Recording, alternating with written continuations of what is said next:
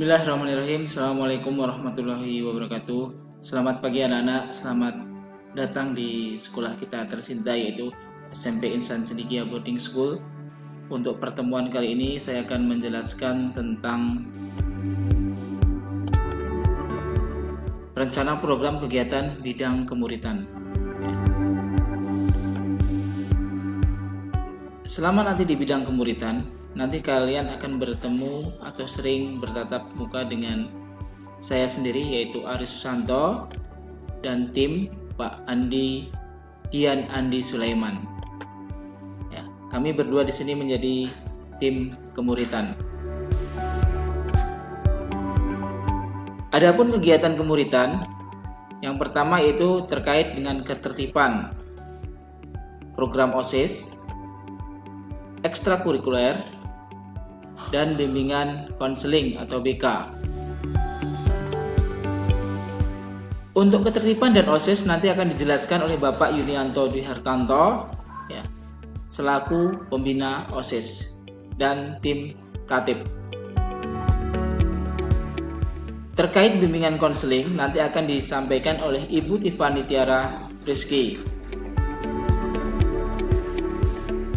Oke, di sini saya akan menjelaskan tentang sedikit ekstrakurikuler dan kegiatan-kegiatannya.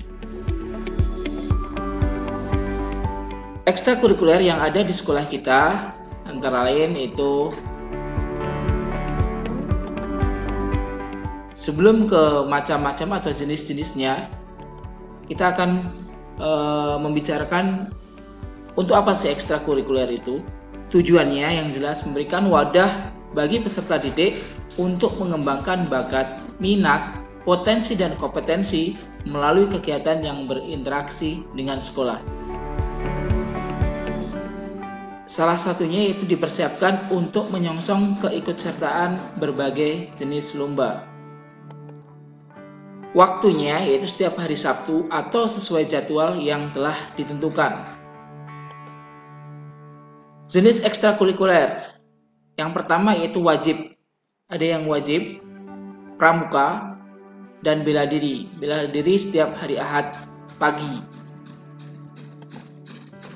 Untuk yang pilihan, ada basket untuk putra-putri, futsal, taekwondo, panahan, desain grafis, badminton, entrepreneur, bahasa Jepang, PMR. Setiap murid diperbolehkan mengikuti lebih dari 1, 2, ataupun 3. Yang jelas jangan sampai mengganggu jadwal kegiatan kalian.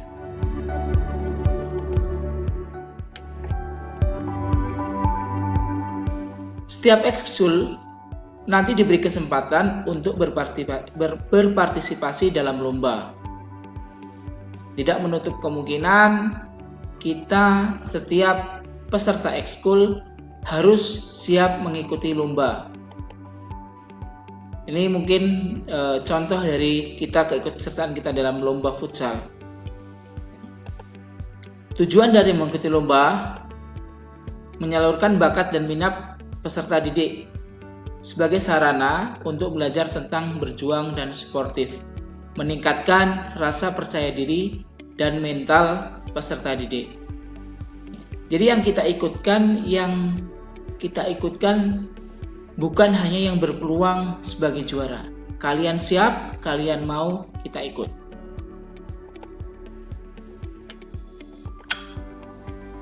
Bagaimana caranya?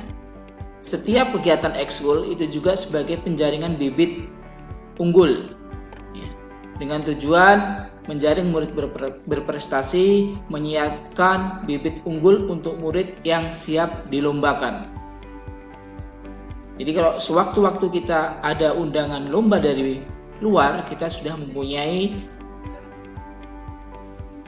peserta untuk mengikuti lomba. Dan diharapkan kita pulang membawa piala menjadi kebanggaan kalian sendiri, orang tua maupun sekolah. Oke, terima kasih. Itu dari tim kemuritan. Selamat datang, sekali lagi selamat datang di SMP Insan Cendekia. tak lupa kita berdoa semoga masa pandemi ini akan segera berakhir. Terima kasih, saya mewakili tim Kemuritan. Berharap semoga kita cepat bertemu dan melakukan kegiatan tatap muka secara langsung. Wassalamualaikum warahmatullahi wabarakatuh.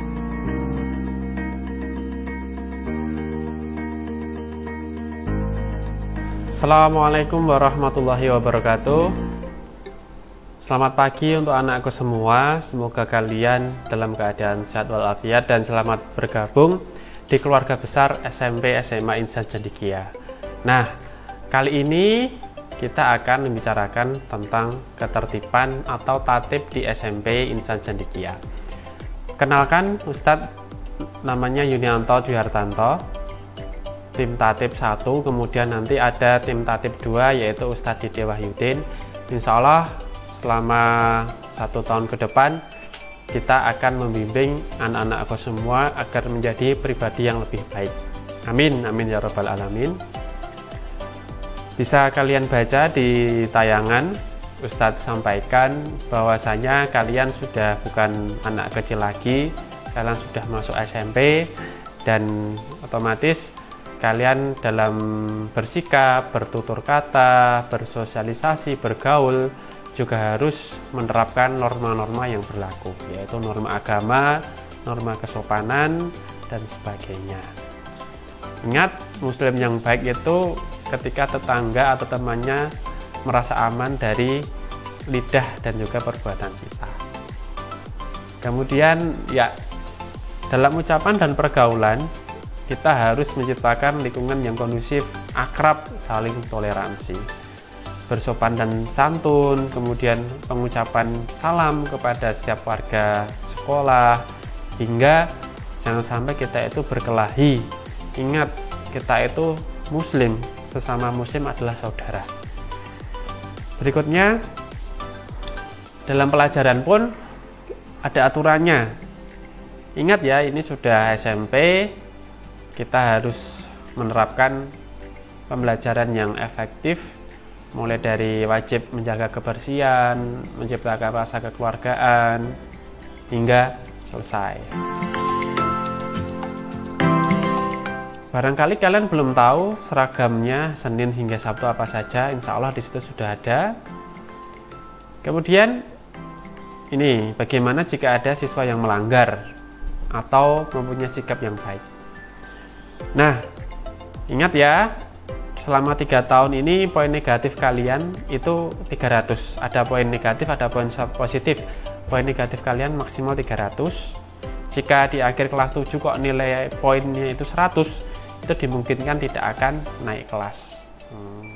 Ingat, tidak semata-mata itu di poin, karena nanti dibina terlebih dahulu. Misalkan kalian melanggar karena sengaja jajan waktu pelajaran, otomatis nanti akan dibina terlebih dahulu, tidak langsung di poin. Tuh. Nah, ini contoh pelanggarannya. Oh, kalian tidak berpakaian rapi, tidak mengikuti upacara, tidak mengerjakan tugas. Nah, itu nanti akan di poin. Poinnya berapa? Poinnya ada 5 ini. Tapi tidak semata-mata langsung di poin, tidak. Tapi nanti kita bina terlebih dahulu. Kalau kalian terbukti menyengaja tidak ikut upacara, nanti dijatuhkan poin. Yang paling tinggi itu adalah tingkat 5. Tadi sudah dilihat tingkat 1 sampai tingkat 5. Yang tingkat 5 ini langsung DO atau drop out atau keluar dari sekolah. Kalau misalnya contoh aja ya, misalkan berjudi, mabuk-mabukan, LGBT, asusila, kemudian membawa file yang mengandung unsur porno dan sebagainya, nanti langsung dikeluarkan. Nah, tapi bagi kalian yang ada poin negatif, ingin mengurangi, bisa dengan apa? Dengan poin positif. Apa aja itu? Banyak. Contoh ini, ada prestasi di luar sekolah, misalkan poin negatif kalian 50, kemudian kalian juara 1 lomba baca puisi tingkat nasional, otomatis bisa dikurangi 100 dikurangi 75 menjadi 25. Prestasinya banyak, ada di luar sekolah, ada di dalam sekolah, kemudian ada perilaku dan sikap yang baik, kemudian ada Ini prestasi dalam asrama. Nah, sangat jelas sekali. Oke, pendek memang, tapi insya Allah Ustadz harapkan kalian paham. Yang intinya, yuk ketika kalian sudah di sekolah, taati tata tertib yang ada. Begitu juga ketika di asrama, kalian juga menaati aturan yang ada. Ingat, aturan itu ada, tujuannya itu untuk memuliakan manusia. Seperti agama kita, agama Islam itu ada aturan yang tertuang dalam apa?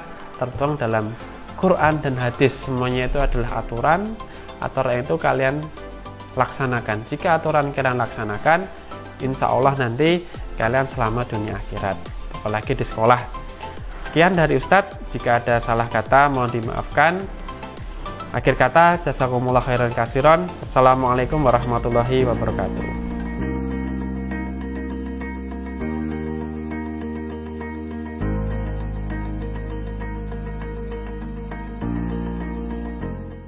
Assalamualaikum warahmatullahi wabarakatuh.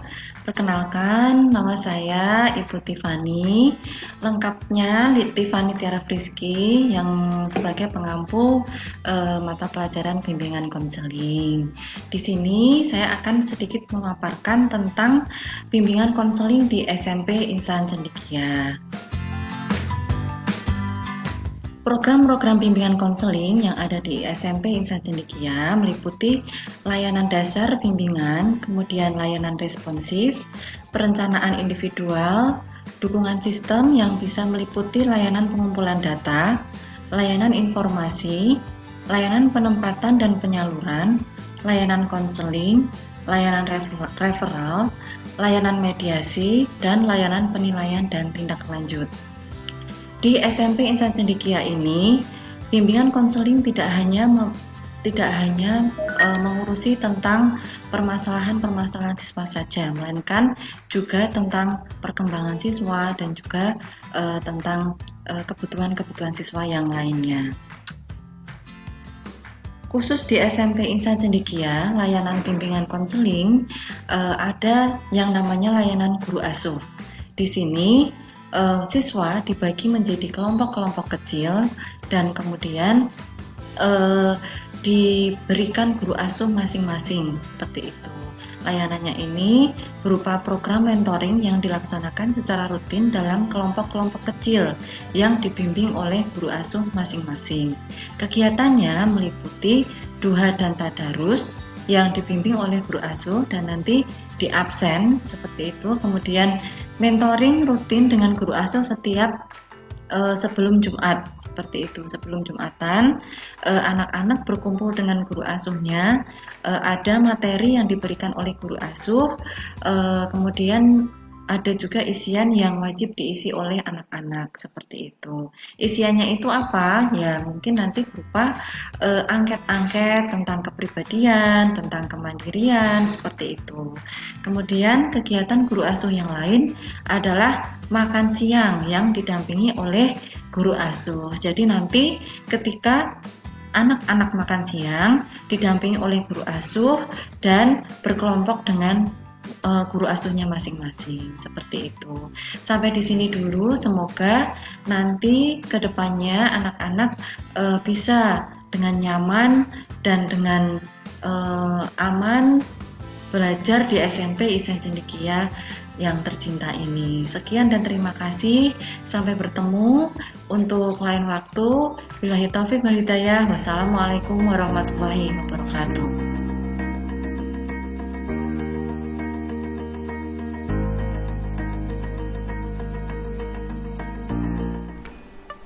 Assalamualaikum warahmatullahi wabarakatuh. Selamat pagi untuk anakku semua yang hebat dan luar biasa. Ustadz harapkan kalian bersemangat untuk mengikuti MPLS online ini. Perkenalkan, saya Ustadz Yunianto. Insya Allah 1 tahun ke depan akan menjadi pembina OSIS. Baiklah, mungkin kalian masih bertanya-tanya untuk OSIS itu apa sih? Nah, yuk, melalui video singkat ini, saya harapkan nanti kalian bisa paham. Oke, lanjut saja. OSIS itu merupakan kegiatan atau organisasi siswa intrasekolah yang merupakan kegiatan ekstrakurikuler. Kalau di kelas itu namanya intrakurikuler, nah ini kegiatannya ekstrakurikuler. Masa kerjanya berapa tahun? Ada 1 tahun, kemudian satu pengurus nanti ada 30 orang, terdiri atas kelas 7 dan kelas 8. Dan ranah kerjanya nanti di sekolah dan juga di asrama. Di asrama nanti membantu pembina asrama dalam kelancaran kegiatan di asrama. Kemudian untuk strukturnya ada banyak, meliputi ketua, wakil ketua, sekretaris, dan bendahara. Di bawahnya nanti ada bidang-bidang, mulai dari keimtakan, budi, pekerti, dan akhlak mulia, dan yang terakhir adalah 3K, kreativitas, keterampilan, dan kewirausahaan. Nah, untuk jelasnya insya Allah besok ketika ketika offline, ketika sudah di sekolah nanti insya Allah Ustadz jelaskan. Nah, manfaatnya banyak sekali, mulai dari meningkatkan keimanan dan ketakwaan, menyalurkan aspirasi para siswa, dan yang terakhir nanti untuk melatih keorganisasian kalian, melatih dalam bersosialisasi. Nah, lanjut. Nah, di sini ada kegiatan OSIS. Kegiatan OSIS ini dibagi menjadi 2. Yang pertama adalah kegiatan yang sifatnya itu rutinan, misalkan untuk ketua mengadakan rapat, berkoordinasi dengan anggota, dan banyak lagi. Misalkan untuk yang sekretaris bendahara membuat laporan rutin. Nah, yang kedua adalah kegiatan yang sifatnya besar. Apa itu? Kegiatan besar, kegiatan yang butuh perencanaan, pendanaan, dan juga evaluasi bersama. Yuk, di situ ada kelas meeting. Ini kebetulan yang Ustadz sampaikan adalah foto kemarin, itu kegiatan kreasi masak untuk kelas 7, 8, 9. Nah, jenis kelas meeting lainnya ada pertandingan antar kelas, kemudian ada menghias kelas, dan banyak lainnya. Berikutnya ada kegiatan open recruitment pengurus OSIS. Untuk menjadi pengurus OSIS harus melalui proses seleksi. Nah, seleksi ini nanti yang disebut open recruitment pengurus. Nanti misalkan ada 60 anak, nanti kita saring, kita seleksi menjadi 30 anak. Ada lagi setelah open recruitment, kemudian LDK. LDK ini adalah anak-anak dibimbing, dilatih secara fisik, secara mental. Kira-kira kuat tidak menjadi pengurus OSIS? Karena pengurus OSIS itu harus kuat, ya. Ada lagi bakti sosial. Nah, itu kegiatan yang kita lakukan membantu sesama, baik di lingkungan sekolah ataupun di luar lingkungan sekolah. Misalkan ketika kita buka puasa bersama, kemudian membantu pengadaan air dan juga membantu korban bencana yang sifatnya nasional. Ada lagi di sini PBB. Nah, itu melatih anak-anak, ketegasan anak-anak, kekompakan anak-anak dalam berorganisasi. Ada lagi berikutnya ICAF. ICAF adalah kegiatan tahunan untuk siswa SMP, SMA, bahkan SD pun juga ada. Di situ kelihatan sekali kegiatannya ada banyak. Setiap tahun insya Allah kita laksanakan. Kemudian berikutnya ada unjuk kreasi siswa. Unjuk kreasi siswa ini nanti bisa dilaksanakan di asrama dan juga di sekolah. Nah, ini kebetulan fotonya itu ketika akhir sanah. Nah, ini ada tari saman, nanti ada baca puisi berantai, kemudian ada drama dan lain-lain, banyak sekali. Kemudian di sini ada AMT, Achievement Motivation Training, jadi meningkatkan semangat anak dalam berorganisasi. Biasanya nanti kita wujudnya itu memberikan materi dan juga outbound di luar sekolah. Nah, ini Jumat beramal. Jumat beramal biasanya nanti kita minta pengurus OSIS untuk muter tiap kelas menarii infak, dan alhamdulillah setiap pekannya kita dapat mengumpulkan ratusan ribu infak yang akan kita salurkan ke lingkungan sekitar. Nah, itu kegiatan-kegiatan di OSIS. Nah, saya yakin anak-anakku semua pasti ada pertanyaan-pertanyaan, silahkan nanti ditanyakan di sesi tanya jawab, dan untuk jelasnya nanti insya Allah ketika kita bertemu secara tatap muka akan Ustadz jelaskan lebih lanjut, dan saya harap kalian tertarik di OSIS. Terima kasih. Jazakumullah khairan kasiron. Mohon maaf ada salah kata. Assalamualaikum warahmatullahi wabarakatuh.